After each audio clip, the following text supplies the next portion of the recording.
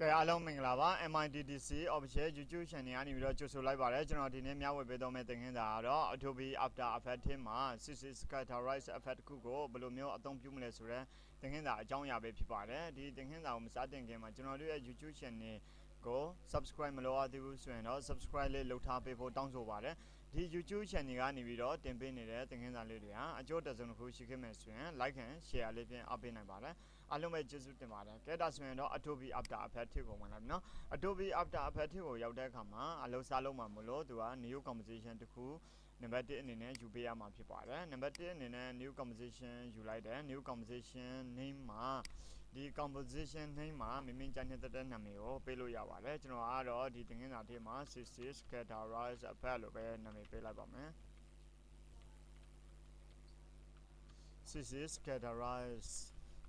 Scatterize effect ပေါ့နော်ကဲဒါဆိုရင်တော့ဒီနေရာမှာ Scatterize effect Scatterize effect ကိုကျွန်တော်တို့ပေါ့နော်တခါတည်းဒီရိုက်ထည့်ပြီးတာနဲ့မိမိလိုချင်တဲ့ setting ကိုရွေးချယ်လိုက်ပါကျွန်တော်ကတော့ဒီ setting အတိုင်းအလုပ်လုပ်မှာမလို့ပေါ့နော်ဒီ setting အတိုင်းကို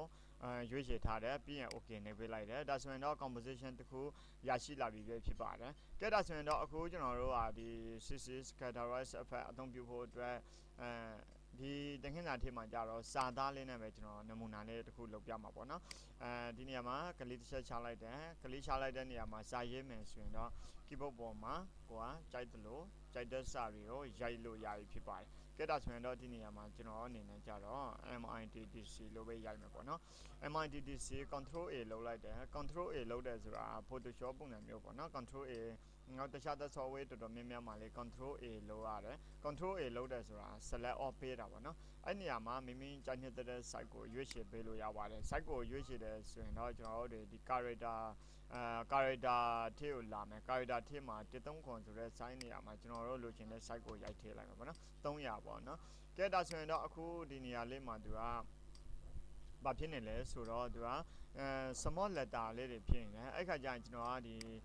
selection 2ကိုယူတယ် selection 2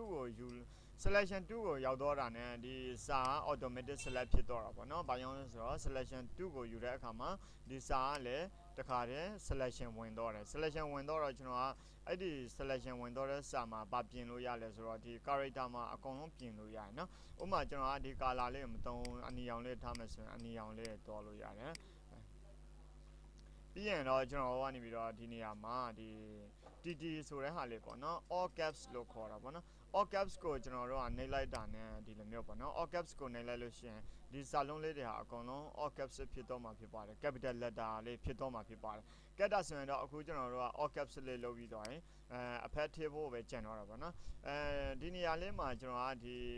ဒီကောင်လေးကိုကြာတော့ anchor point လို့ခေါ်တယ် anchor point ကိုရွှေ့ချင်တယ်ဆိုရင်တော့ Photoshop ပုံစံမျိုးနဲ့တော့မတူသူကကြတော့ Photoshop မှာကြာ move to နဲ့ရွှေ့လိုက်တာနဲ့ရတာပေါ့နော်ဒီနေရာမှာကြာတော့ Adobe After Effects မှာကြာတော့ကျွန်တော်တို့က anchor point 2ဆိုပြီးတော့တက်ပါလာတာပေါ့နော် anchor point 2ကိုယူမယ် anchor point 2ကိုယူပြီးတော့ဒီ anchor point ကိုမိမိကြိုက်တဲ့ center ဆိုရင် center ကိုကြိုက်တဲ့နေရာလေးမှာရွှေ့ထားပေးလို့ရတယ်ကျွန်တော်ကဒီသင်ခန်းစာထဲမှာ center မှာရွှေ့မယ်ပေါ့နော် center မှာရွှေ့လိုက်တယ်ပြီးရင်တော့ကျွန်တော်ဒီ selection 2ကိုပြင်လာတယ် selection 2ကိုလာပြီးတဲ့နောက်ပိုင်းမှာကျွန်တော်ဒီနေရာမှာ effect တစ်ခုထဲမှာမလို့ effect and preset ထဲကိုဝင်တယ် effect and preset ထဲမှာမိမိကြိုက်နေတဲ့ effect ပေါ့နော်ကိုအသုံးပြုမဲ့ effect ကိုရိုက်ထည့်လို့ရတယ်ဒါကြတော့ search box ပေါ့နော်အကယ်၍ဒီနေရာမှာမရှိဘူးကျွန်တော်တို့ကဒါကို close နဲ့ပိတ်လိုက်မယ်နော်အကယ်၍အဲ့နေရာမှာ effect and preset ဆိုတဲ့ဟာလေးဘောက်လေးမကြလာဘူးဆိုရင်မရှိနေဘူးဆိုရင်တော့ window ထဲကိုဝင်တယ် window ထဲကနေပြီးတော့ control 5ကိုနှိပ်လို့ရတယ်လို့ဒီနေရာမှာလေးတစ်ခါတည်းနှိပ်ပေးလိုက်လို့ရတယ်နော် effect and preset ဆိုတာနှိပ်ပေးလိုက်လို့ရှိရင်ဒီမှာ effect and preset panel လေးကကြာလာမှာဖြစ်ပါတယ်အဲ့ဒီ effect and preset panel ထဲမှာကျွန်တော်တို့ကနေပြီးတော့ Scatterize effect ဆိုပြီးတော့ရိုက်ရှာပေးရမှာဖြစ်ပါတယ် Scatterize effect ရလာပြီဒီနေရာမှာ double click နှိပ်လိုက်တဲ့အခါမှာဒီထဲကိုဝင်တော့မှာဖြစ်ပါတယ်ဒီ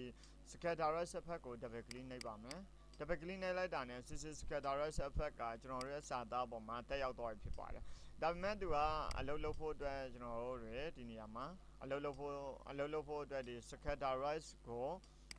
ဘာလုပ်မလဲဆိုတော့ keyframe ဖွင့်ပေးရမယ်ပြီးရင်ကျွန်တော်အစားကိုလာမယ်အစားကိုလာပြီးတော့ဒီနေရာမှာ300ထားမယ် ဒီလိုပုံစံမျိုးဖြစ်တော့မယ်ပေါ့နော်300ဒီလိုမျိုးလာမယ်ပြီးရင်ကျွန်တော်ကဒီလောက်မှာ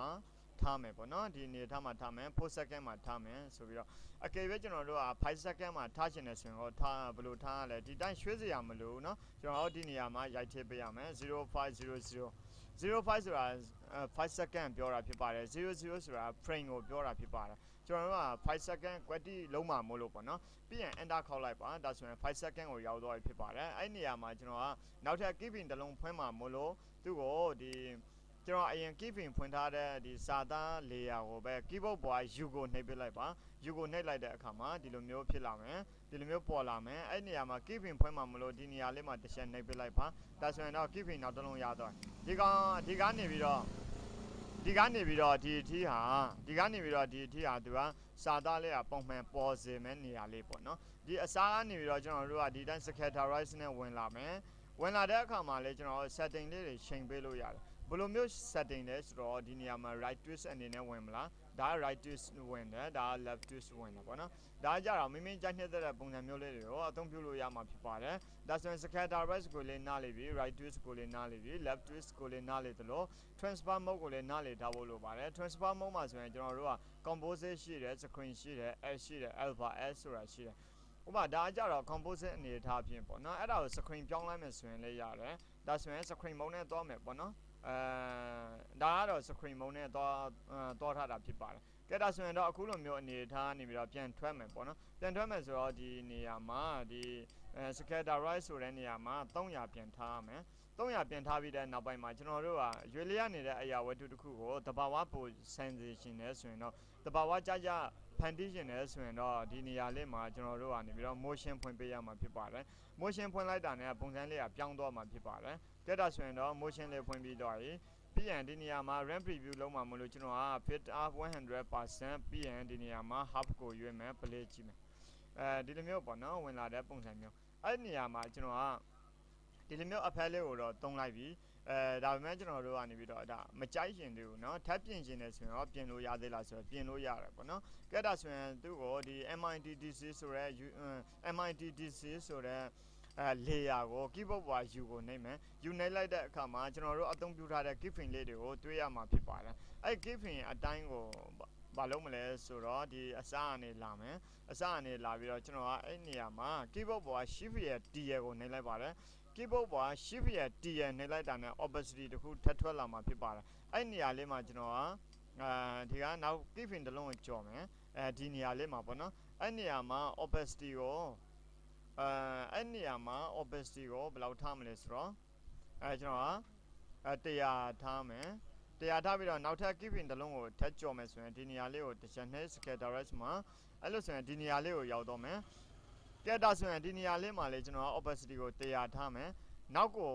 ဒီဘက် keyframe ကိုလာချင်တယ်ဆိုရင်တော့ဒီ keyframe လေးကိုတစ်ချက်နဲ့အဲ့လိုဆိုရင်ဒီဘက် keyframe ရောက်တော့တဲ့အခါမှာ opacity ဆိုတဲ့နေရာမှာ0ထားမယ်ပေါ့နော်ပြီးရင် back ဆုံးမယ်ဆိုရင်တော့ဒီနေရာလေးမှာတစ်ချက်နှိပ်လိုက်ပါဒီအပေါ်က scatter ဆိုတဲ့ keyframe left keyframe ပေါ့နော်left keyframe နောက်တစ်ချက်နှိပ်မယ်နောက်တစ်ချက်ထပ်နှိပ်မယ်ဒီနေရာရောက်တော့တဲ့အခါမှာဒီနေရာမှာ0ရိုက်ထည့်မယ်ကဲဒါဆိုရင်ဘယ်လိုဖြစ်လာမလဲ play ကြည့်လိုက်မယ်နော်အဲ့လိုမျိုးလေးပေါ့နော်နိုင်ငံခြားရုပ်ရှင်ဇာတ်ကားတော်တော်များများမှာဒီလိုပုံစံမျိုးလေးတွေကိုဒီလိုမျိုး effect လေးတွေကိုသုံးပြီးတော့ဘာလုပ်ကြလဲဆိုတော့ဒီ intro text လေးတွေဖန်တီးရတယ်ဥပမာမင်းသားဘသူမင်းသမီးကဘသူနောက်ပြီးတော့ character introduction လေးတွေလည်းဒီလိုမျိုးတွေလုပ်တတ်ကြပါတယ်ကဲဒါဆိုရင်တော့ Adobe After Effects က animation software ဖြစ်တဲ့အတွက်ပေါ့နော် compositing software ဖြစ်တဲ့အတွက်မိမိကြိုက်တဲ့လိုမျိုးဖန်တီးလို့ရတဲ့ software ဖြစ်တယ်ဆိုတာကိုဒီနေရာမှာကျွန်တော်ကရှင်းဆက်ပြီးတော့ရှင်းပြတော့မှာဖြစ်ပါတယ်ကဲဒါဆိုရင်တော့အခုကျွန်တော်ဒီအနေထားကိုတော့ရလာပြီဒါမဲ့မကြိုက်ရှင်သေးဘူးပေါ့နော်ဒီနေရာလေးမှာကျွန်တော်တို့က effect တစ်ခုထပ်ထည့်ပါမယ်အဲ့ဒါကြတော့ fastback blur effect ဆိုတဲ့ effect လေးပဲဖြစ်ပါတယ်fastback blur effect နော် fastback blur effect ကိုဒီနေရာလေးမှာတစ်ချက် select မှတ်မယ်မိမိထည့်လို့တဲ့ layer ကို select မှတ်ပေးပါမှတ်ပြီးတော့ဒီ fastback blur effect ကို double click နှိပ်ပေးရမှာဖြစ်ပါတယ်ဒါဆိုရင်တော့ fastback blur effect ကဝင်တော့ပြီဖြစ်ပါတယ်နော်ဒီ video ထည့်မှာတက်ရောက်တော့ပြီဖြစ်ပါတယ်ဒါမှမဟုတ်ဒီထည့်မှာ fastback blur effect ကအလုပ်လုပ်ပြီလားဆိုတော့မလုပ်သေးဘူးဘာကြောင့်လဲဆိုတော့ blur radius မှာ0ဖြစ်နေတဲ့အတွက်အဲ့ဒါကြောင့်မလို့ကျွန်တော်ကဒီဘက်ကိုလာမယ်ဒီနေရာလေးမှာကျွန်တော်က blur radius ကို0 keyframe ဖွင့်မယ် ပြီးရင် keyboard ပေါ်က shift ရဲ့ u ရဲ့နှိပ်လိုက်မယ်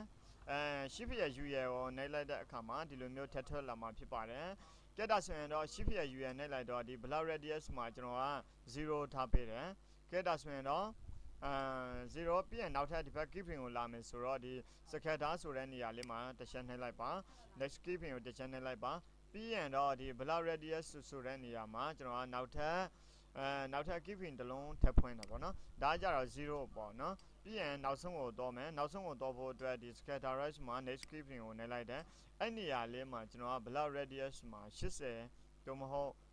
120လောက်ထားပေးလိုက်မယ်ပေါ့နော် block radius မှာblock radius မှာ120ဘယ်လိုဖြစ်လာမလဲဆိုတော့ဒီလိုပုံစံမျိုးဖြစ်သွားနော်120အနေထားပြအဲ့လိုပုံစံမျိုးနဲ့နော်ဒါဒီပုံစံလေးမျိုးဖြစ်လာမယ်ကဲအဲ့လိုဆိုရင်ကျွန်တော်တို့ကဒီ block radius ကိုပြင်လို့ရလာပေါ့နော်ပြင်လို့ရလာဆိုတော့80ဆိုရင်120ဆိုရင်အရင်များတဲ့အခါကျတော့ကျွန်တော်က80လောက်ထားပေး80ဆိုရင်ဘယ်လိုမျိုးပေါ်လာမလဲဒီလိုပုံစံမျိုး80ကလည်းအကယ်၍များတယ်ဆိုရင်ဖြင့်ကျွန်တော်တို့ကဒီနေရာလေးမှာ